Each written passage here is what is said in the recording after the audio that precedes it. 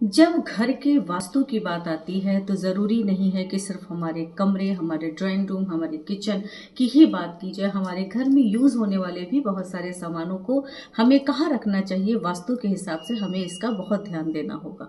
अगर हमारे घर में डिशवॉशर है तो नॉर्थ वेस्ट का जो कॉर्नर होता है वहाँ पे अगर आप अपना डिशवॉशर रखते हैं तो वो बहुत ही सही दिशा मानी जाती है। इसके साथ साथ अगर आपका वेस्ट नॉर्थ वेस्ट कॉर्नर भी है तो भी आपकी सही दिशा मानी जाती है। पर इसके साथ साथ हमें एक चीज का ध्यान देना है, अगर साउथ साउथ वेस्ट के डायरेक्शन में अगर आप अपना डिशवॉशर रखते हैं तो वो आपको नुकसान तो नहीं पहुंचाएगा, पर आपका डिशवॉशर खराब जरूर हो सकता है। इसलिए अगर आप डिशवॉशर जहां पे आप रखे हैं अगर आप उसको जोनल कलर में अगर आप पेंट भी करा देते हैं तो भी आपका वास्तु दूर हो जाता है। जैसे अगर आप उत्तर दिशा में रखते हैं तो आपको नीले रंग से पेंट कराना है, पूर्व दिशा में रखते हैं तो आपको हरे रंग से पेंट करा देना है। अगर आपका साउथ ईस्ट का कॉर्नर है तो आप उसको लाल रंग से पेंट करा सकते हैं, और अगर साउथ वेस्ट का कॉर्नर है तो आप उसको पीले रंग से पेंट करा सकते हैं।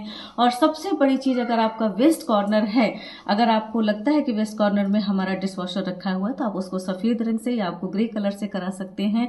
और अगर अपने घर में रखी हुई चीजों को भी अगर हम वास्तु के हिसाब से रखते हैं तो हमारे घर का वास्तु दोष दूर हो जाता है और अपने सामान की सुरक्षा भी हम कर सकते हैं।